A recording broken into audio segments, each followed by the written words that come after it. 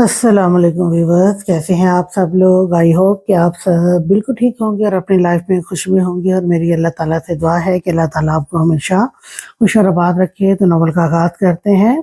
Novel का नाम है जाने जहां और इस नावल को लिखा है एएन ने। ठीक है जी, तो आए जी नावल का आगाज़ करते हैं और आगे देखते हैं कि इस नावल में क्या होता है। जी, रात हो चुकी थी। सभी इस वक्त खाने के लिए डाइनिंग टेबल पर आए। राकिब, सारिम और वहीदान बैठ गए और तो मासूमा को अनीता और हिबा सहारा देती लाई थी। मासूमा का पाँव काफी बेहतर था, बस जरा सा ही था। मासूम को खड़ी करती हिबा और अनीता खुद भी जा बैठी। तो मासूमा भी बैठने लगी और अमल वो भी अभी खड़ी थी। वहीदान हमेशा की तरह सरबराही कुर्सी पे बैठा और मासूमा अभी बैठती कि अमल जो मासूमा की कुर्सी पे बैठने लगी थी कि मासूमा जल्दी से बोल पड़ी, ये मेरी जगह है, मैं यहाँ बैठती हूँ। मासूमा ने अमल से कहा तो सब उसकी तरफ देखने देखने लगे। तो क्या हुआ, आज मैं बैठूंगी, तुम कहीं और बैठ जाओ। अमल ने कहा, क्यों, मैं यहीं बैठूंगी, आप कहीं और बैठ जाएं। मासूमा ने भी कहा। सभी इन दोनों को देख रहे थे। वजदान, उसे कहिए कहीं और बैठ जाए, मुझे तुम्हारे पास बैठना है। अमल ने वजदान से कहा, क्यों, वो क्यों कहीं कि मैं यहीं बैठूंगी। मासूमा ने कहा, मासूमा गुड़िया, तुम यहाँ मेरी जगह पे बैठ जाओ, सारिम ने प्यार से कहा। राकिब, अनीता, सारिम और हिबा हैरान थे। मासूमा कैसे जिद कर रही है। अमल जल्दी से मासूमा की जगह पे बैठ गई तो मासूमा रोनी जैसी होती गई और वजदान की तरफ देखा। वजदान, जो खुद हैरत से मासूमा को देख कर रहा था, नजरें दूसरी तरफ कर गया। तो मासूमा की आंखों में सच में पानी आ गया। अच्छा गुड़िया, इधर आओ, जहाँ बैठ जाओ, सारिम ने फिर से प्यार से कहा, लेकिन मासूमा भी जिद में आ गई थी। उसे उधर ही बैठना था। मासूमा खामोशी से राकिब के दूसरी तरफ लड़खड़ाती कुर्सी के पास गई और वो कुर्सी घसीट कर ऐन वजदान के साथ रखती बैठ गई। सबकी मासूमा की हरकत पे हैरान रह गए। राकिब ने अपनी हंसी बड़ी मुश्किल से रोकी थी। वजदान ने एक नजर खुद के साथ बैठी मासूमा को हैरान होते देखा। होंठ जरा से मुस्कुराए थे। मासूमा की हरकत पे पल भर में मुस्कुराहट खत्म हुई थी। अमल ने भी मासूमा की हरकत पे हैरत से ही देखा था। अच्छा, मुझे भूख लगी है, आप जल्दी से खाना खाए ना, मासूमा ने कहा तो सभी अपनी मुस्कुराहट रोकते खाने की तरफ मतवज्जह हुए थे। सबने खाना खा लिया तो अमल बोली तो सब उसकी तरफ मतवज्जह हुए। उफ, मेरा हाथ, अमल ने अपना हाथ पकड़ते कहा। क्या हुआ हाथ को, वहीदान ने पूछा। वो कुछ दिन पहले चोट लगी थी तो दर्द हो रहा है, अमल ने कहा। ओ, कुछ लगाओ हाथ पे, ज्यादा ना हो जाए। वहीदान ने कहा तो न जाने क्यों, लेकिन मासूमा को गुस्सा आ रहा था। अमल के लिए फिक्र करना वो खुद भी नहीं जानती थी। अभी अमल कुछ कहती कि मासूमा की आवाज पे सब मतवज्जह हुए। कहा, मेरा पाँव, मासूमा ने अपनी टांग पे हाथ रखते कहा। क्या हुआ गुड़िया, राकिब ने परेशान लहजे में पूछा। वहीदान खामोश ही रहा था और वहीदान का ना पूछना मासूमा को गुस्सा आ रहा था। ये मेरा पूछ क्यों नहीं रहे, मासूमा ने दिल में उदास होते सोचा। भाई दर्द हो रहा है, मासूमा ने कहा। ओह चलो, हम लेकर चलते हैं ऊपर, जाकर ट्यूब लगाओ।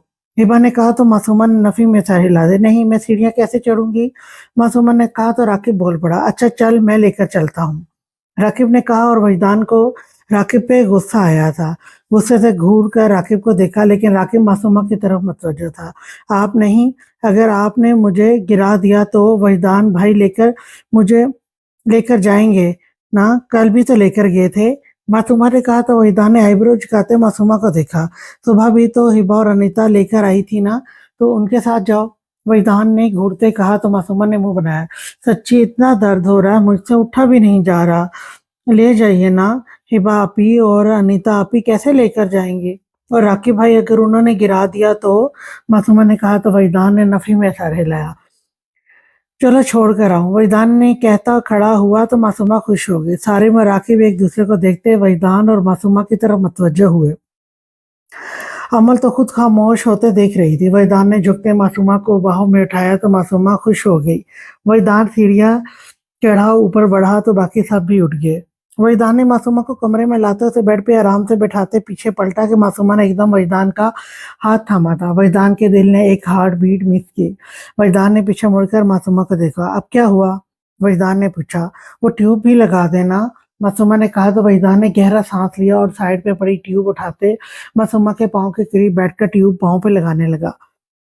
मासूमा अब खुश थी कि वजदान की तवज्जो खुद की तरफ कर चुकी है। वजदान लगा के खड़ा हुआ और मासूमा को देखता हुआ जो उसे ही देख रही थी। चलो लेट जाओ, वजदान ने कहा तो मासूमा सर हिलाती लेट गई। तो वजदान लहाफ उस पर देता दूर हुआ। बिल्कुल बच्चे जैसी हरकतें करती हो, वजदान ने दिल में सोचा। अच्छा एलसीडी लगाते मेरे कार्टून लगे होंगे। मासूमा ने कहा तो वजदान को सच में मासूमा एक मासूम बच्ची लगी। अच्छा लगा देता हूँ, वजदान ने कहते एलसीडी लगातार रिमोट मासूमा को दिया तो मासूमा कार्टून देखने लगी। सच में बच्ची है, वजदान ने एक नजर मासूमा के चेहरे पर डालते दिल में सोचा और कदम बाहर को बढ़ाए। तो अनीता जो कमरे में आ रही थी एक नजर उसे देखता बाहर को बढ़ गया। अनीता भी मुस्कुराती अंदर बढ़ी तो सामने मासूमा को कार्टून देखता देखकर उसके साथ आ बैठी। रात के 12 बजे सारिम हिबा के कमरे में आया तो नजर सामने हिबा पे गई जो कपड़े लेकर बाथरूम की तरफ बढ़ रही थी। हिबा सारिम की तरफ देखकर मुस्कुरा दी। सारिम भी मुस्कुराते हुए उसके करीब आए तो हिबा ने कपड़े रख दिए और सारिम के साथ सोफे पे जा बैठी।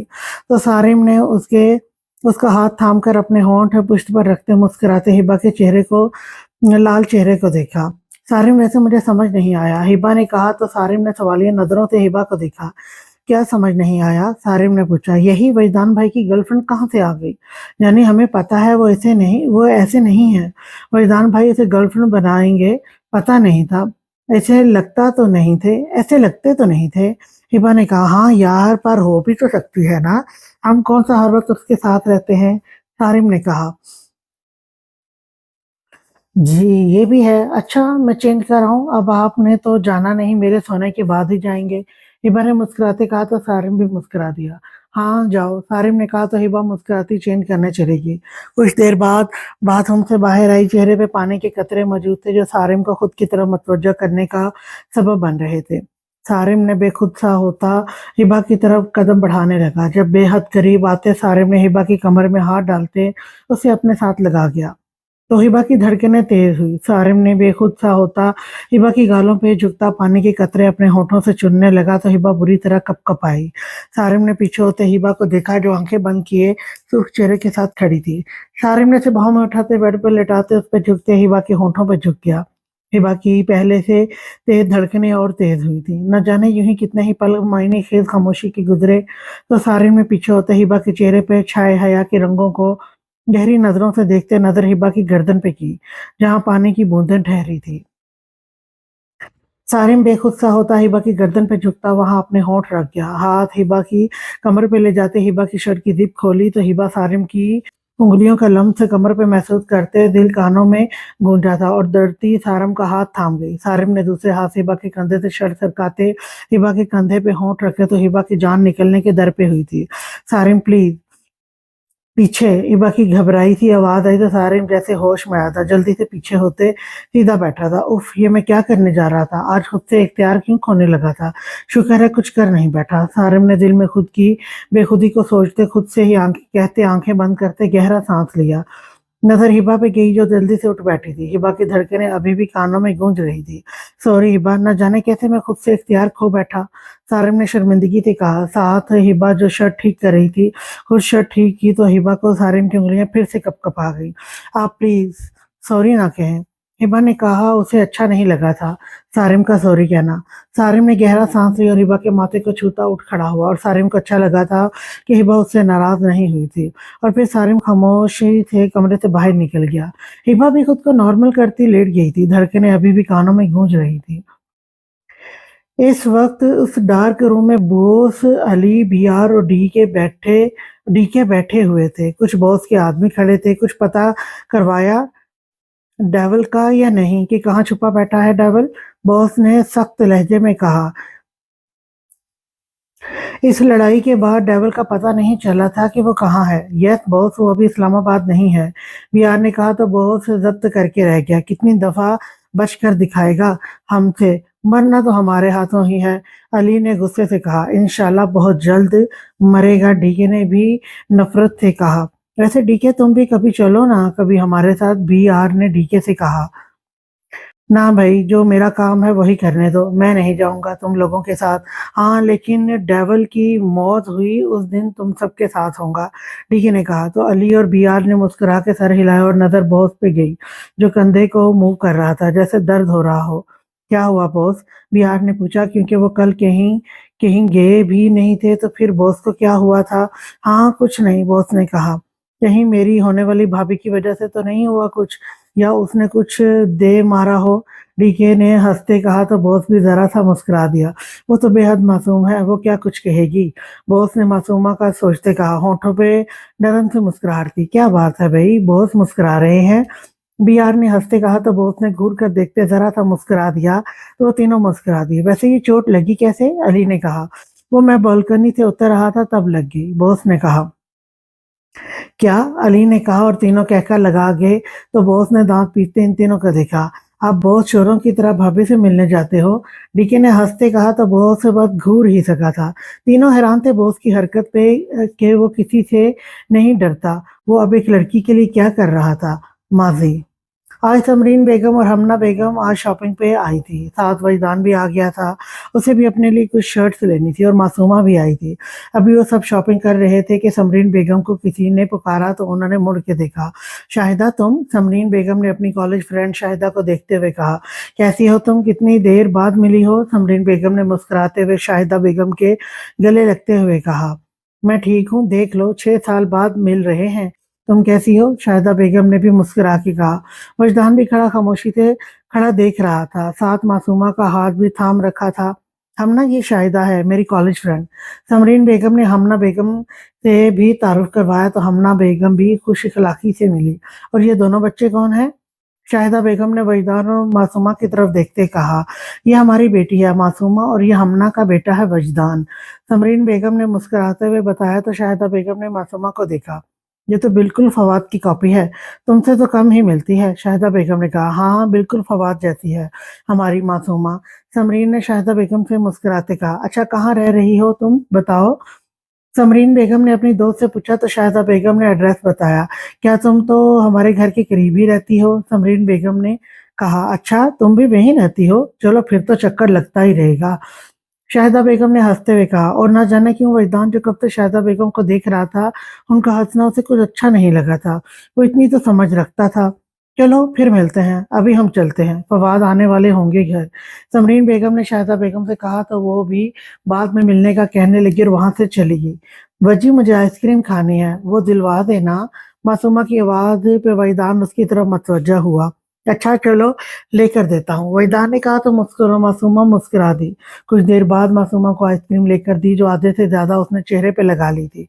वहीदान बेटा इसी इसी इसीलिए मना कर रही थी आपको कि इसे ना लेकर दो। देखो अब क्या कर लिया है उसने। समरीन बेगम जो मना कर रही थी लेकिन वहीदान ने फिर भी लेकर दी थी। कहने लगी तो हमना बेगम भी मुस्कुरा दी और मासूमा ने मुंह फुलाकर समरीन बेगम को देखते वहीदान को देखा। आंटी जान कुछ नहीं, मैं अभी साफ कर देता हूँ, वहीदान ने कहते अपना रुमाल निकालते मासूमा का चेहरा साफ करने लगा। वजी आप कितने अच्छे हो, थैंक यू। मासूमा ने कहा तो वहीदान मुस्कुरा दिया। अच्छा चलो अब घर चलें। हमना बेगम ने कहा तो वहीदान मासूमा का हाथ थामते शॉपिंग मॉल से बाहर निकले थे और गाड़ी में बैठते घर रवाना हुए। हाल शाम होने को थी। आज वहीदान जल्दी घर आया था। अभी वो लॉन्ज में ही दाखिल हुआ तो सामने नजर मासूमा पे गई जो नूडल्स खाने में मसरूफ थी। सारे मेहबा एक सोफे पे जबकि मासूमा के साथ अनीता और सामने सोफे पे राकिब बैठा था। अमल कहीं नहीं थे। अमल कहाँ है? वहीदान ने आते साथ पूछा तो मासूमा ने मुंह बनाकर देखा। भला इसका क्यों नहीं पूछा? अमल को आप पूछ रहा था। कमरे में है वो, आप क्यों पूछ रहे हैं? किसी के कुछ कहने से पहले ही मासूमा गुस्से से बोल पड़ी तो सभी उसके यूं बोलने पे हैरत से उसे देखने लगे। यानी वो वहीदान पे गुस्सा कर रही थी। वहीदान ने भी दांत देती नजरों से देखा। क्यों? मैं क्यों ना पूछूं उसका, उससे मेरी शादी होनी है, उसका ख्याल तो मैं ही रखूंगा। वहीदान ने आईब्रो उचकाते कहा। ओह तो अभी हुई तो नहीं ना? मासूमा ने कहा तो सबको उसके जवाब पे जवाब देने पे हंसी आई और वहीदान पे भी हैरान हो रहे थे जो मासूमा से खड़ा बहस कर रहा था। हो तो जाएगी ना? वहीदान ने फिर से कहा तो मासूमा मुंह बनाकर बैठ गई तो वहीदान ने नफी में सर हिलाया। अच्छा मैं फ्रेश होकर आता हूँ, वहीदान कहता ऊपर बढ़ गया तो मासूमा ने वहीदान की पुश्त को घूर कर देखते फिर से नूडल्स खाने लगी। कुछ देर बाद वहीदान फ्रेश होता वापस लाउंज में आया तो अमल भी इसी वक्त आ गई। वहीदान राकिब के साथ जा बैठा तो अमल भी वहीदान की बाएं जानिब जा बैठी। वहीदान की नजर सामने मासूमा पे गई जो अमल को देख रही थी। अमल को देखते मासूमा ने वहीदान को देखा तो वहीदान जो उसे ही देख रहा था दिल एकदम धड़का था। वहीदान ने जल्दी से नजरें दूसरी तरफ कर ली। वहीदान, रात को हम दोनों कहीं बाहर जाएंगे डिनर करने, अमल ने प्यार से कहा। वहीदान अभी कुछ कहता कि इससे पहले ही मासूमा बोल पड़ी। वहीदान भाई, रात को बाहर नहीं जाने देते, तो आप कैसे जा सकती हैं? मासूमा ने कहा। तो वहीदान के साथ सभी मासूमा को देखने लगे। अच्छा वहीदान, तुम बताओ, हम जाएंगे ना? अमल ने मासूमा को कहते वहीदान से कहा। हाँ देखेंगे, वहीदान ने कहा। न जाने क्यों पर वो मासूमा को नाराज नहीं करना चाहता था, वो ना ही अमल को इनकार कर सकता था, इसलिए उसे कह दिया। अच्छा वैसे एक बात तो बताएं आप, अमल आप ही, मासूमा ने आपसे कहा। सारिम, हिबा और अनीता भी आज हैरान थे। वो ऐसे क्यों, ऐसा क्यों कर रही थी? और राकिब को तो मजा आ रहा था ये सब करते हुए। राकिब जब पानी पीने लगा था मासूमा की तरफ मतवज्जो हुआ। वहीदान भाई को भाई क्यों नहीं कहती, गर्लफ्रेंड है, लेकिन है तो छोटी ना उनसे। मासूमा की बात पर राकिब जो पानी पी रहा था, पानी एकदम मुंह से बाहर आया। वहीदान ने राकिब को घूर कर देखा। साथ वहीदान के चेहरे पर मुस्कुराहट आई थी। मासूमा की बात सुनते सारे मेबर और अनीता भी अपनी हंसी जब्त कर रहे थे। अमल ने तो झिरझिरी ली। तौबा करो लड़की, भाई होगा तुम्हारा, मेरा भाई नहीं है, समझी? अमल ने तेजी तंजिया लहजे में कहा। तो मासूमा ने भी घूर कर देखा। अच्छा ठीक है, आज से मैं भी वजदान भाई नहीं बल्कि वजदान ही कहूंगी, क्योंकि वो मुझे भाई नहीं मानते, मासूमा ने कहा। तो इस दफा तो वजदान को लगा जैसे उसने कुछ गलत सुन लिया हो। हिबा, सारिम, अनीता और राकिब को तो लगा अभी वो बेहोश हो जाएंगे। मासूमा, गुड़िया भाई तुमसे बड़े हैं ना, तो तुम नाम लेना, अच्छा तो नहीं लगता ना? हिबा ने होश में मासूमा को प्यार से कहा। तो मासूमा ने नफी में सर हिलाया। तो अमल आप ही से भी तो बड़े हैं, मैं नाम ही लूंगी, मासूमा जिद्दी लहजे में। तो हिबा खामोश हो गई। वैसे आपको तो कोई मसला नहीं है ना, वैसे होना भी नहीं चाहिए, आप कौन सा मुझे बहन मानते हैं? मासूमा ने वजदान को देखते कहा। तो वजदान ने कंधे उचकाए। मुझे क्या पता, जो दिल करे वो कह लो, मुझे क्या पूछ रही हो? वजदान ने कहा। तो मासूमा मुंह बनाते वजदान को देखते अमल को, जो उसे ही देख रही थी। कैफ कमरे में आता लेटा तो फिर से अंबर की यादों में खो गया। वो कितना खुश था उस दिन जब, आज कैफ सुबह से घर ही था और कैफ के भाई समीर भी वहां ही बैठा था। जब बलाल साहब बोले, कैफ बेटा, समीर को तो हमने कह दिया है, जब हम चाहेगा हम उसकी शादी कर देंगे, लेकिन बेटा तुम्हारे लिए हमने लड़की ढूंढ ली है, उम्मीद है तुम हमें मना नहीं करोगे, बलाल साहब ने कहा। तो कैफ का दिल एकदम तेजी से धड़का। दिल ही दिल में अहद किया था, जो भी हो जाए वो अंबर के अलावा किसी से शादी नहीं करेगा। जी बाबा बताएं, कैफ ने धड़कते दिल के साथ पूछा। तो आसफा बेगम बोली, बेटा हमारी ख्वाहिश है अंबर को हम तुम्हारी दुल्हन बनाएं, आसफा बेगम ने कहा। और उनका इतना कहना कैफ अपनी जगह से एकदम खड़ा हुआ था। बिलाल साहब, आसफा बेगम और समीर ने हैरान होते देखा। मम्मा, बाबा, आपने तो मेरे दिल की बात कह दी, जल्दी चले ना अंकल और आंटी से इनका अंबर का रिश्ता मांग ले, कैफ ने खुशी से पुरजोश आवाज में कहा। तो उसकी जल्दबाजी देखते वो तीनों ही हंस लिए। जाएंगे भाई, लेकिन अभी अंबर छोटी है, तो सिर्फ रिश्ता ही मांगेंगे, जब अंबर की तालीम मुकम्मल हो जाएगी शादी तब ही करेंगे, बिलाल साहब ने कहा। बाबा मुझे कोई एतराज नहीं, बस प्लीज आप जल्दी से रिश्ता ले जाएं और चलो ज्यादा नहीं तो मंगनी तो करवा दीजिए, कैफ ने कहा। तो आसफा बेगम, बिलाल साहब और समीर उसकी खुशी देखते मुस्कुरा दिए। ठीक है भाई, कोशिश करेंगे कि मंगनी हो जाए, पर उससे रिश्ता तो लेकर जाएं, बिलाल साहब ने कहा। पर 2-3 दिनों में चलेंगे फिर, कैफ ने कहा। तो बिलाल साहब मुस्कुराते हामी भर गए और कैफ खुश होता अपने सपने सजाने लगा। बिलाल साहब और आसफा बेगम कैफ की आंखों में अंबर के लिए प्यार देख चुके थे और फिर उनकी अपनी भी यही ख्वाहिश थी। कैफ यादों से निकलता सोने के लिए आंखें मूंद गया। अनीता जो कॉल सुन रही थी, लेकिन सिग्नल ना आने की वजह से वो कमरे से ही बाहर आई, लेकिन जब वहां भी ना आए तो गार्डन में आ गई। राकिब जब भी बाहर से आया था, अनीता युग बाहर गार्डन में देखता मुस्कुराता उसके पास चला आया। चुड़ैल, किससे बातें कर रही हो? राकिब ने आते साथ अनीता से कहा। तो अनीता ने मोबाइल से नजरें उठाते राकिब को देखा। मैं जिससे मर्जी करूं, आपको क्या है? अनीता ने तेज लहजे में कहा। हाँ ये तो है, मुझे क्या, जिससे मर्जी करो, पर ये ना हो मुस्तकबिल में सारी मर्जी मुझसे ना जुड़ जाए, राकिब ने दो मायने कहा। तो एक पल को अनीता ठटकी, दिल एकदम धड़का, फिर सर झटकती खुद को नॉर्मल किया। क्या मतलब है आपका?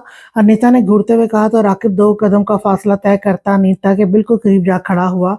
तो अनीता का चेहरा सुर्ख हुआ। मतलब मुझे लगता है तुम समझ चुकी हो, राकिब ने 2 मायने का लहजे में कहा। नजरें अनीता के होठों पर गई तो राकिब के दिल में हलचल सी हुई थी। जल्दी से खुद को नॉर्मल करते जल्दी से पीछे हुआ। तो अनीता भी खुद के धड़कते दिल को संभालती गुस्से से भरी नजरों से राकिब को देखा जो उसे ही देख रहा था। अगर आप ये कहना चाहते हैं कि मेरी शादी आपसे होगी तो मैं आपसे बेहतर किसी गुंडे से कर लूं, अनीता ने घूरते हुए कहा। इससे पहले राकिब जवाब देता, वहीदान जो बाहर आ रहा था अनीता की आखिरी बात सुनते उसे टोका था। अनीता बच्चे ऐसे अल्फाज नहीं निकालते मुंह से, वहीदान ने नरम लहजे में कहा। तो अनीता ने मुंह बनाया। भाई ये ही मुझे तंग कर रहे हैं, अनीता ने राकिब को देखते वहीदान से नाराजगी भरे लहजे में कहा। मैंने कब किया चुड़ैल, मैं तो सिर्फ बात कर रहा था, राकिब ने भी कहा। देखा भाई इसे, अनीता ने वहीदान को राकिब की शिकायत लगाई तो वहीदान ने नफी में सर हिलाया। लड़ते रहो दोनों, और जब लड़ लो आ जाना खाना खाने, वहीदान कहता अंदर चला गया। जानता था दोनों को कहने का कोई फायदा नहीं है। आप कान मुंह खोलकर अच्छे से सुन ले, अगर कभी ऐसा हुआ तो मैं आपसे शादी कभी नहीं करूंगी। वैसे मैं क्यों इस बात पे आपसे लड़ रही हूँ? कौन सा हमारे घर वालों ने कुछ कहा ऐसा? अनीता ने खुद से ही कहते खुद ही सोचते कहा कि वो क्यों राकिब से इस बात पर लड़ रही थी। हाँ, ऐसा कहा तो नहीं, लेकिन कह तो सकते हैं ना, राकिब ने कहा। तो अनीता ने गुस्से से देखा। अगर कह भी दें तो भी मैं आपसे शादी नहीं करूंगी, जिन ये बात आप अच्छे से याद रखिएगा, अनीता कहती पैर पटकती गुस्से से अंदर चली गई। तो राकिब उसे जाता देखकर मुस्कुरा दिया। देखते हैं क्या होता है, राकिब खुद से कहा और मुस्कुराता अंदर की तरफ बढ़ा। जब से राकिब के दिल के एहसासात अनीता के लिए बदले थे तब से बस उसका दिल हर वक्त यही चाहता था कि अनीता उसके आस पास ही रहे। हर वक्त राकिब अंदर आया तो सब डिनर के लिए बैठे हुए थे, वो भी आकर बैठ गया। नजर अनीता पे गई जो अभी भी सुर्ख चेहरे के साथ बैठी हुई थी। मासूमा तो अपनी कुर्सी पे अमल के पहले ही जाकर बैठ गई थी और अमल वहीदान के दाएं जाने बैठी थी। वहीदान जरा मुझे ये पानी तो पकड़ाना, अमल ने वहीदान से कहा, क्योंकि पानी मासूमा की तरफ पड़ा हुआ था। अच्छा, वहीदान ने कहते साथ पानी जग से गिलास में डालते अमल को पकड़ाया तो मासूमा को गुस्सा आया। तो वहीदान दे देता, वो खुद डालती। वहीदान मुझे भी वो रायता पकड़ाइए, मासूमा ने वहीदान से कहा। और पहली बार मासूमा का भाई के बगैर उसका सिर्फ नाम से पुकारना वहीदान का दिल धड़का गया था। वहीदान ने खुद नॉर्मल करते मासूमा की तरफ देखा। राकिब, अनीता, हिबा और सारिम के साथ अमल ने भी मासूमा को देखा। खुद पकड़ लो, यही तो पड़े हैं, वहीदान ने कहा तो मासूमा का मुंह बना था। आपने उन्हें भी तो दिया है पानी, तो मुझे भी दे दें, मासूमा ने मुंह बनाकर कहा। मासूमा को खुद नहीं पता था कि वो क्यों चाहती है वहीदान सारी तवज्जो खुद की तरफ हो। मासूमा ले लो और मुझे खाने दो, वहीदान ने थोड़ा सा गुस्से से कहा। तो मासूमा की आंखों में पानी आ गया। बाकी सब भी उसे देखते परेशान हो गए थे। मुझे नहीं खाना, मासूमा कहती उठ खड़ी हुई तो वहीदान ने गहरा सांस लिया। मासूमा गुड़िया मैं देता हूँ ना, इधर आओ, आकर खाना खाओ, सारिम ने कहा। लेकिन मासूमा अनसुनी करती ऊपर अपने कमरे की तरफ बढ़ गई। पागल लड़की, वहीदान ने दिल में मासूमा को सोचते कहा। मासूमा के जाने के बाद सबने वहीदान को देखा। इसे क्या देख रहे हो, सब खाना खाओ तुम सब, वहीदान कहता प्लेट में खाना निकालने लगा तो सबने हैरानगी से देखा। पर वहीदान खामोशी से खाना डालता उठ खड़ा हुआ तो सबकी सवालिया नजरें वहीदान पे ही थी। जा रहा हूँ उसे मनाने, वरना जानता हूँ कुछ नहीं खाएगी पागल लड़की, और फिर मुझे ही मनाना पड़ेगा। वहीदान ने सबको खुद की तरफ तख्ता पाकर दांत पीसते कहा तो सारे में राकिब ने सर हिलाया। ओह अच्छा अच्छा, जाओ भाई, हमने कौन सा कुछ कहा है, राकिब ने कहा तो वहीदान नफी में सर हिलाता ऊपर की तरफ बढ़ा। मासूमा कमरे में आती सोफे पे बैठती रोने लगी थी। एक तो उसने खाना नहीं खाया, दूसरा वहीदान ने उसे डांटा था, खड़ूस कहीं के, उसे भी तो दिया था, मुझे दे देते, उसकी हर बात मानते हैं और मेरी कोई बात नहीं मानते, और अब मैंने कुछ खाया भी नहीं। मासूमा ने रोते हुए खुद से कहा और दरवाजे पे नॉक हुआ तो मासूमा ने सोचा अनीता या हिबा होगी, इसीलिए मुंह फुलाकर नजरें नीचे किए हुए बैठी रही। खाना क्यों नहीं खाया, वहीदान ने कहा तो मासूमा ने वहीदान की आवाज पे एक नजर उठाकर नम आंखों से खफगी से वहीदान को देखा।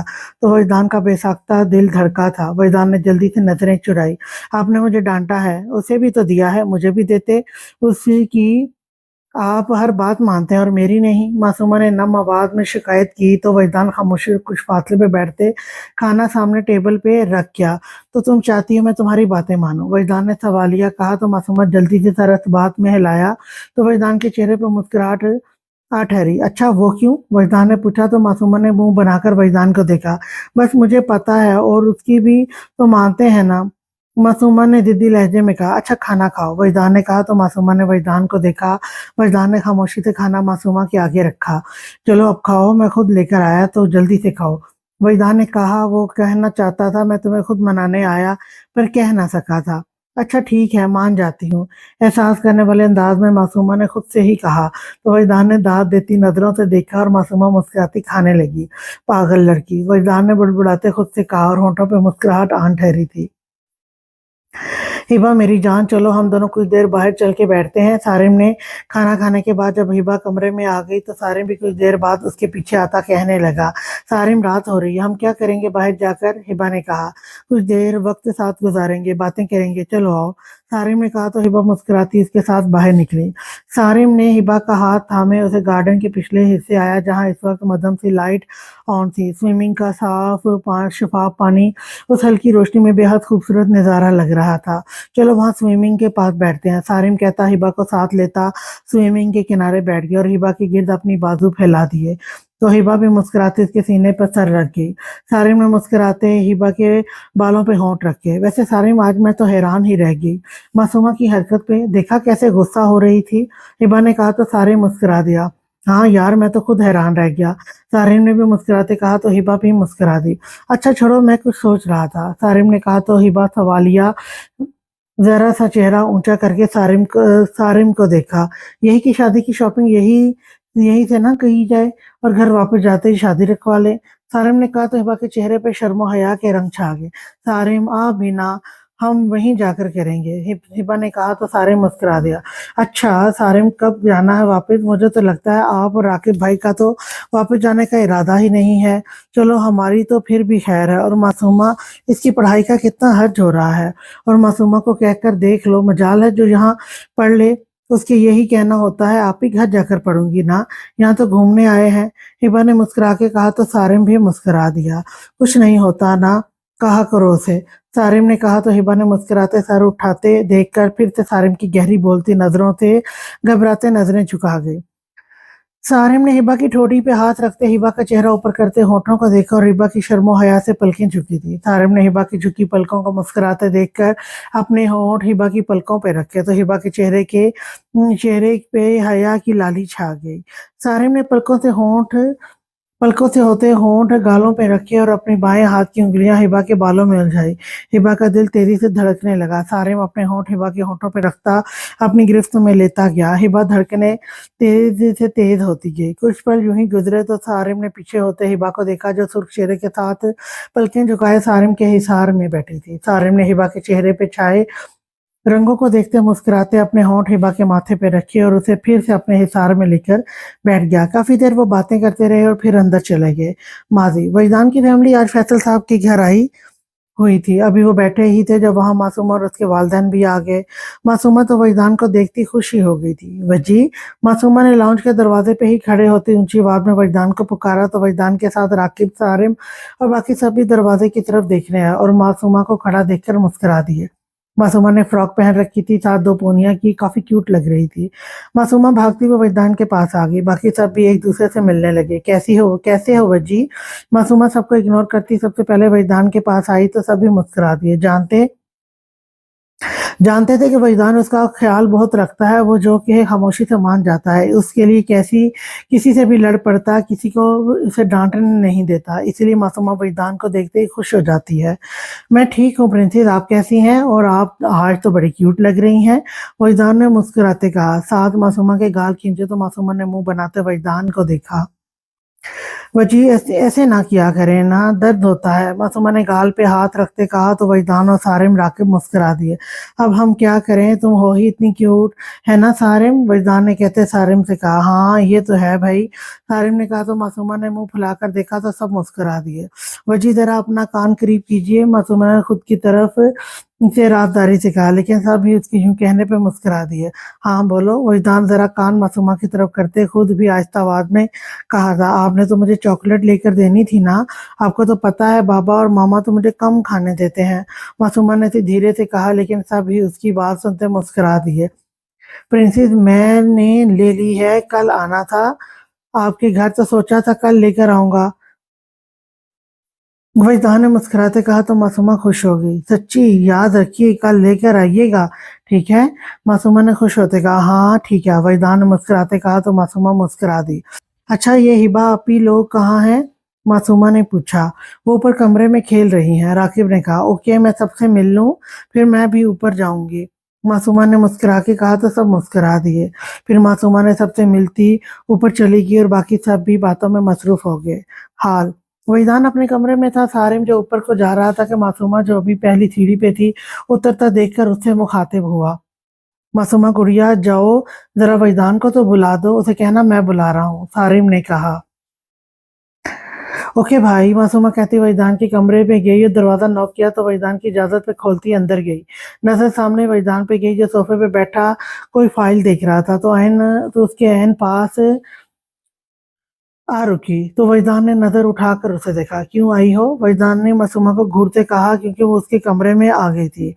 वो आपको सारिम भाई बुला रहे हैं, मासूमा ने वहीदान के सख्त लहजे में कहने से मुंह फुलाते कहा। जाओ, आ जाऊंगा, वहीदान ने सख्त लहजे में कहा। जा रही हूँ, मासूमा कहती पीछे को मुड़ी कि टेबल पर जो पानी का गिलास पड़ा था वो मासूमा का दुपट्टे का कोना लग जाने से पानी का गिलास गिरा था और सारा पानी वहीदान के लैपटॉप पे गिरा था। वहीदान एकदम गुस्से से खड़ा हुआ था। ये क्या किया पागल लड़की? फैजान गुस्से से दहाड़ा था। मासूमा सहम कर पीछे हुई थी। आंखों में बेहद नमी आई थी। सारिम वजदान की धाड़ सुनता ऊपर भागा था। साथ राकिब भी जो अभी बाहर से आया था और हिबा और अनीता जो कमरे से बाहर आई थी वो भी जल्दी से वजदान के कमरे की तरफ आई थी। क्या हुआ वजदान? सारिम ने मासूमा को सहमा हुआ खड़ा देखकर परेशान होते कहा। वो अब पछता रहा था कि उसने मासूमा को क्यों भेज दिया था। ये देखो, सारा लैपटॉप खराब कर दिया। जानते हो कितना अहम था इसमें डाटा? वजदान ने सारिम को देखते सख्त तरीन लहजे में कहा। मासूमा तो वजदान ने गुस्से से डरती कांपने लगी थी। हाँ, वजदान ने उसे पहले भी डांटा था लेकिन इतनी सख्ती से तो नहीं। वजदान रिलैक्स, राकिब डाटा रिकवर कर देगा। सारिम ने वजदान को ठंडा करना चाहा क्योंकि सभी मासूमा का बुरी तरह कांपना महसूस कर चुके थे। अगर ना हुआ, जानते हो कितना अहम था? वजदान ने परेशान होते गुस्से से कहा था। मासूमा को देखा जो अब बुरी तरह रो रही थी। आप हमेशा डांटते हैं मुझे, कभी प्यार से बात नहीं करते थे। मेरे वजी मुझसे प्यार करते थे, वो भी चले गए, सब चले जाते हैं मुझे छोड़कर। मासूमा कहती जोरों शोर से रोने लगी। आंखों के आगे अंधेरा छाने लगा था। वहीदान का दिल उसके यूं कहने पर तड़पा था। हिबा, अनीता और राकिब खुद परेशान खड़े थे। अभी कोई कुछ कहता मासूमा एकदम बेहोश होती गिरने लगी थी। मासूमा वहीदान चीखा था। साथ जल्दी से मासूमा को थामा थामा था। सभी बेहद परेशान हो गए थे। वहीदान ने जल्दी से उसे बाजुओं में उठाते बेड पे लिटाया था। कैफ को कॉल करो जल्दी, वहीदान ने परेशानी से लहजे में कहा। मैं कॉल करता हूँ, राकिब ने कहते कॉल करने लगा। कुछ देर बाद ही कैफ आ गया था और अब बैठा मासूमा का बीपी चेक कर रहा था। वहीदान के साथ राकिब, सारिम और हिबा, नीता भी परेशान थे, वहीं खड़े थे। अब उसका बीपी काफी लो हो गया था, शायद टेंशन खौफ की वजह से। कैफ ने वजदान की तरफ देखते कहा। वजदान के चेहरे पे छाई फिक्र सबको ही दिखाई दे रही थी। होश कब तक आ जाएगा? वजदान ने परेशानी से पूछा। कुछ देर तक आ जाएगा और जब आए तो इसे कुछ हेल्दी खिलाना, कैफ ने कहा। तो वजदान सर हिला गया। कैफ चला गया तो सभी मासूमा के होश में आने का इंतजार करने लगे। कुछ देर बाद मासूमा को होश आया तो वजदान कॉल सॉरी लिखा हुआ है। कुछ देर बाद मासूमा को होश आया तो वहीदान का लड़ना फिर से याद आने पे आंखों से आंसू बहने लगे। मासूमा गुड़िया तुम ठीक हो? हिबा जो उसके पास ही बैठी थी मासूमा को होश में आते देखकर परेशानी से कहने लगी। सोफे पे बैठा वहीदान भी जल्दी से मासूमा के पास आया था। सारिम और रुका भी उस सारिम और हिबा भी उसकी तरफ मतवज्जो थे। आप ही मुझे अपने कमरे में जाना है, मासूमा ने वहीदान को एक नजर देखते नम आंखों और आवाज में कहा। तो हिबा सर हिला गई। वहीदान लब सख्ती से आपस में बंद कर गया। मासूमा खामोशी से बेड से उतरती हिबा से के साथ बाहर निकली तो अनीता भी इनके साथ ही बाहर निकल गई। राकिब ने एक नजर वहीदान की पुष्ट से देखते बाहर चला गया तो सारिम ने भी अफसोस से वहीदान को देखा। वहीदान यार तुझे इतना नहीं डांटना चाहिए था उसे, सारिम ने कहा, लेकिन वहीदान फिर भी कुछ ना बोला था। सारिम भी उसकी खामोशी महसूस करता कमरे से निकल गया तो वहीदान गहरा सांस लेकर रह गया। मासूमा मेरी गुड़िया, अब रो रो के खुद की तबीयत तो खराब ना करो। और हिबा जाओ मासूमा के लिए दूध ले आओ, सारिम ने रोती हुई मासूमा से कहते हिबा से कहा तो वो सर हिला गई। मुझे कुछ नहीं खाना, मासूमा ने नम आवाज में कहा तो चारों ने उसे परेशानी से देखा। क्यों नहीं खाना? अभी वो सब कुछ कहते कि वजदान की आवाज पे सब ने दरवाजे की तरफ देखा जहां वो खड़ा था। मेरी मर्जी, आपको क्या है? मासूमा ने रोते हुए कहा तो वजदान खामोशी से उसके करीब आ गया। मैंने कुक से कह दिया है, अभी लेता होगा लेता होगा। खबरदार, जो नखरे किए, पहले ही तबीयत ठीक नहीं है, वहीदान ने कहा तो मासूमा खामोशी से रोने लगी। हिबा ने खामोश करवाया। कुछ देर बाद मासूमा के लिए दूध और दूसरी की चीजों खाने को ले आया गया। खाने को ले आया तो वहीदान ने उसके करीब रखा। चलो पियो पहले दूध, वहीदान ने कहा तो मासूमा ने खामोशी से वहीदान को देखा। पियो वरना मैं खुद खिलाऊंगा, वहीदान ने कहा तो मासूमा ने मुंह फुलाकर देखा। देखा आप कैसे डांटते हैं। एक मेरे वजी होते थे, वो कभी नहीं डांटते थे, वो मुझसे इतना प्यार करते थे, मासूमा ने नम आवाज में कहा तो वजदान खामोशी से मासूमा के पास जा बैठा। सारे हिबा, अनीता और राकिब उसे ही देख रहे थे। तो कभी उसका नाम क्यों नहीं लिया, वजदान ने नरमी से कहते सैंडविच मासूमा के मुंह के करीब किया तो मासूमा ने थोड़ा सा खा लिया। सारिम, हिबा, राकिब ने सुकून का सांस लिया। उन्हें पता था बस उसकी नाराजगी बस इतनी ही थी।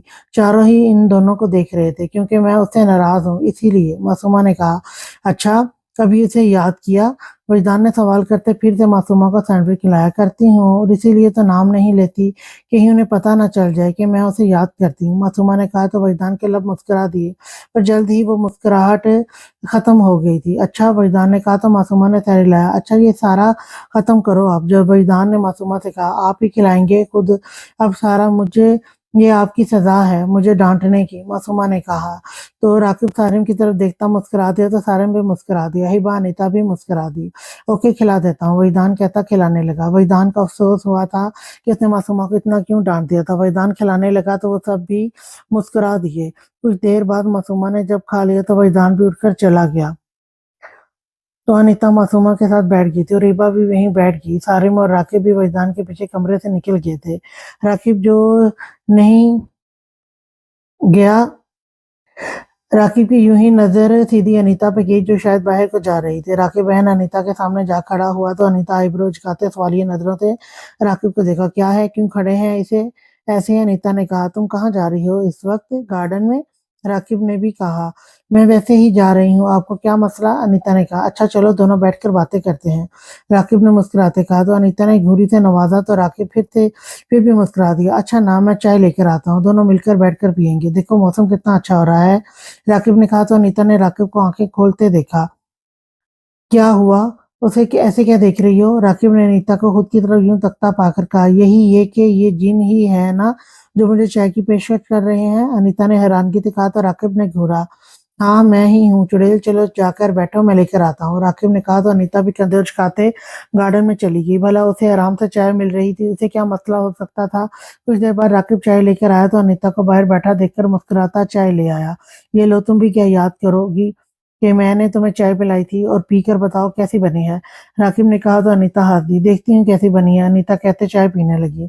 तो राकिब उसके चेहरे के तासुरात देखने लगा। उसने अभी एक घूंट भी नहीं भरा था। हाँ अच्छी है, अनीता ने कहते चाय का कप टेबल पे रखा तो राकिब उसे देखता अपना कप रखता अनीता को उठा गया और पीने लगा। अनीता का उठा गया और पीने लगा। आप अपना क्यों नहीं, आप मुझे अपना अपना दें, अनीता ने कहते साथ राखी वाला कप उठाया और पीने लगी। अच्छा वैसे आज ये चाय किस खुशी में बनाकर दी है मुझे, अनीता ने तफशीशी अंदाज में पूछा। हाँ है खुशखबरी। खैर तुम छोड़ो, ये बताओ तुम्हें मैं कैसा लगता हूँ, राकिब ने संजीदगी से पूछा। तो अनीता तंद्रिया हाथ दी तो राकिब ने घुरा। आपको पता तो है आपको जिन कहती हूँ, तो आप मुझे जिन ही लगते हैं, अनीता ने कहा। तो राकिब ने मुंह बनाया।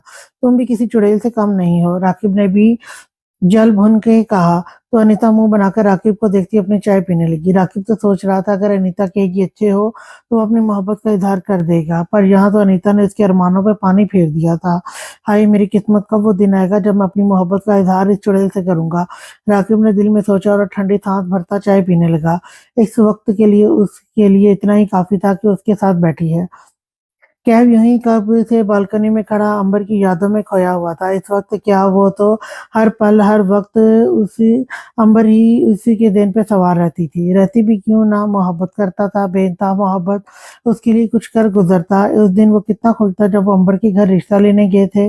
बाबा चले फिर, कैब तैयार सा होता लाउंज में आया। बिलाल साहब और आसफा बेगम को खड़ा देखकर कहने लगा। तो बिलाल साहब और आसफा बेगम ने कैब को देखा और आसफा बेगम मुस्कुरा दी।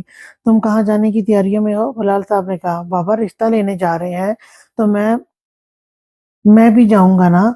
कैफ ने बिलाल साहब से कहा तो सुमेरा और आसिफ बेगम मुस्कुरा दिए। तुम नहीं जा रहे हमारे साथ, रिश्ता पूछने जा रहे हैं, अभी हुआ नहीं है, बिलाल साहब ने कहा तो कैफ ने मुंह लटकाया। हाँ कैफ बाबा ठीक कह रहे हैं, तुम मेरे साथ घर रहोगे। समीर ने भी कैफ से कहा क्यों, मेरा रिश्ता होने जा रहा है, मैं ना जाऊं, मैं तो जरूर जाऊंगा। कैफ कहता बिलाल साहब को खींचता बाहर को बढ़ा तो बिलाल साहब अपने बेटे की हरकत पे अरे अरे ही करते रह गए। समीर भी मुस्कुराती और आसफा बेगम भी मुस्कुराती उनके साथ बाहर को बढ़ी। कुछ देर बाद वो अंबर के घर में बैठे थे। बिलाल साहब और आसफा बेगम तो अंबर के वालिदैन के साथ लॉन्च में बैठ गए और कैब कॉल सुनने के लिए बाहर आया तो उसकी नजर अंबर पे गई तो फूल तोड़कर अपने बालों में लगाने की कोशिश कर रही थी। कैब ने गला खंगारते अंबर को अपनी तरफ मतवजह करवाया तो अंबर भी उसकी तरफ देखने लगी। ओह आप, अंबर ने कैफ को देखते कहा। जी मैं, कैसी हो? कैफ ने खुशगवार मूड में कहा। आज वो खुश था कि आज अंबर उसके नाम हो जाएगी। उसे पूरा यकीन था कि अंबर के वालिदैन उससे रिश्ते के लिए मान जाएंगे। मैं ठीक हूँ भाई, अंबर ने कहा और कैफ का दिल किया था इस दफा तो क्या ही दे के भाई न कहो, लेकिन अभी खुद पे जब्त ही किया क्योंकि अभी वो चाहता था कि एक दफा रिश्ता हो जाए। अच्छा ये फूलों को क्या कर रही थी? कैफ ने बात करने के लिए कहा।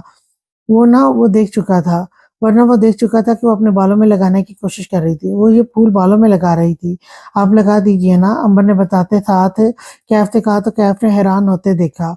वो भला इतने करीब कैसे जाता? अंबर के चाहे वो उससे मोहब्बत करता था लेकिन वो ऐसे नहीं कर सकता था। तुम ऐसा करो आंटी से लगा लो, कैफ ने कहा तो अंबर ने कैफ को मुंह बनाकर देखा। आपको एक काम कहा और आप वो भी नहीं कर सकते, आप डॉक्टर क्या खाक बनेंगे? अंबर ने मुंह बनाकर कहा तो कैफ तो देखता ही रह गया। ये लड़की हर बात में इसको डॉक्टरी के ताने देती थी। वो डॉक्टर नहीं लेकिन उसका कहना कैफ को जहर तो हरगिज नहीं, को बुरा तो हरगिज नहीं लगा था। तुम एक बात तो बताओ, तुम मुझे हर वक्त ये मेरी डॉक्टरी को क्यों ले आती हो बीच में? कैफ ने कहा तो अंबर ने कंधे उचकाए। वैसे ही अच्छा, अब ये लगा देना, अंबर ने फूलों वाला हाथ कैफ के आगे करते कहा तो कैफ ने भी थाम लिए। तो अंबर खुशी होती पुष्टि कैफ के आगे कर गई। कैफ ने फूल को पकड़ते एहतियात से फूल अंबर के बालों में लगाने लगा ताकि उसका हाथ अंबर के बालों को ना छू ना जाए। कैफ फूल लगाता हाथ भी कैफ फूल लगाता हाथ पीछे करता अंबर के बालों पे लगे फूल देखता मुस्कुरा दिया। उसे अंबर के बालों में प्यारे लग रहे थे। अंबर के बाल कमर तक आते बेहद प्यारे थे। अंबर ने कैफ के पीछे होने से पहले पलटकर कैफ को देखा। थैंक यू, अंबर ने मुस्कुराते तो कैफ भी मुस्कुरा दिया और अंदर की तरफ बढ़ा और जाकर तब बड़ों के साथ जा बैठा। हम आपसे कुछ बहुत खास मांगने आए हैं, बिलाल साहब ने अंबर के वालिदैन से कहा तो उन्होंने तवज्जो उनकी तरफ की। क्या बिलाल, बताएं, अंबर के वालिद ने कहा। हम अंबर बेटी का रिश्ता कैफ के लिए मांगने आए हैं। हम बस ये चाहते हैं कि रिश्ता हो जाए। शादी जब अंबर बेटी की पढ़ाई खत्म हो जाए तब करेंगे। बिलाल साहब ने सारी बात एक साथ की ताकि वो ये समझें कि वो भी शादी करना चाहते हैं। अंबर का भाई जो अंदर आ रहा था वही लॉन्च के दरवाजे पे ही खड़ा हो गया। हम बहुत उम्मीद लेकर आए हैं और आप कैफ को तो बचपन से ही जानते हैं, आसफा बेगम ने कहा। कैफ का दिल तेजी से धड़क रहा था कि इनकार ही ना कर दें। अमर के वालिद ने अपनी बीवी को देखा तो उन्होंने इशारा करते बाद में कहा तो जैसे वो भी समझ गए थे। हमें तो कोई एतराज नहीं, लेकिन हम अपने बेटे से भी पूछ लें। आप जानते हैं उसके के बगैर हम कोई फैसला नहीं कर सकते। अंबर के वालिद ने कहा तो कैफ ने शुक्र का सांस लिया कि वो तो उसे यकीन था अंबर का भाई भी मान जाएगा। जी हमें कोई इतराज नहीं है, जब आप चाहें आराम से सोच कर जवाब दीजिएगा, बिलाल साहब ने कहा तो वो भी मुस्कुरा दिए। अभी वो और कोई बात करते कि अंबर का भाई सलाम करता अंदर आ गया तो सब उसकी तरफ मतवज्जा हुए। क्या बातें हो रही थी भाई? अंबर के भाई ने आते कहा। हाँ कुछ नहीं, यूं ही। तू बता कहाँ था? कैफ ने जल्दी से कहा। वो चाहता था कि उसके सामने तो ना ही बात करें रिश्ते की, कहीं वो इनकार भी ना कर दे। सब इसी के यूं बोलने पे सब बड़े मुस्कुरा दिए और अमर के भाई ने उसे देखा। कहीं नहीं, चल आ बाहर जाकर बैठते हैं, हमारा इन बुजुर्गों में क्या काम? अमर ने अमर के भाई ने शरारत से कहा तो सब ही हंस दिए। तो तू अब हमारा बेटा हमें बुजुर्ग कह रहा है, अमर के वालिद ने कहा। तो सब ही मुस्कुरा दिए। कैफ और अमर का भाई बाहर को चल दिए तो सब बड़े बातें करने लगे। कैफ कुछ देर यूं ही खड़ा रहा फिर कमरे में चला गया। सारिम ये क्या है? हिबा ने सारिम से कहा जो केक लेकर आया था। केक है मेरी जान, चलो आओ जल्दी से काटें। सारिम ने मुस्कुराते हिबा से कहते साथ केक टेबल पे रखा। वो तो मुझे पता है केक है, लेकिन किस लिए? हिबा ने कहा। साथ उसके पास आ गई, क्योंकि आज हमारे निकाह को 7 महीने पूरे हो गए हैं। इसी खुशी में सारिम ने कहते साथ हिबा को अपने हिसार में लिया तो हिबा मुस्कुरा दी। सारिम हर महीने केक लेकर आता था, चलो आओ काटे। सारिम ने कहते साथ हिबा को अपने हिसार में लेकर सोफे पर बैठते। हिबा का हाथ थामे केक काटने लगा, केक काट कर हिबा को खिलाया। चलो अब मुझे भी खिलाओ, सारिम ने कहा, तो वही टुकड़ा हिबा ने सारिम को भी खिला दिया। सारिम ने हिबा के हाथ से खाते साथ हिबा की उंगली को अपने दांतों में दबाया। सारिम, हिबा ने घूर के देखते सारिम को कहा तो सारिम मुस्कुरा दिया। हिबा ने सारिम की गहरी नजरों से घबराते पलकें गिरा ली तो सारिम ने हिबा का चेहरा अपने हाथों में थामते हिबा के होंठों को छुआ तो हिबा शर्म से आंखें मूंद गई। सारिम कुछ देर बाद सारिम ने पीछे होते हिबा के चेहरे पर छाए रंगों को देखते धीरे से मुस्कुराते अपने सार में लेते बैठ गया। तो हिबा भी शर्मीली मुस्कुराहट के साथ सारिम के सीने पर सर रख गई। हर रोज की तरह सारिम हिबा के साथ बैठा काफी देर बातें करता रहा और फिर चला गया। आज के लिए इतना ही। नेक्स्ट एपिसोड लेकर मैं फिर आऊंगी, तब तक के लिए अल्लाह हाफिज।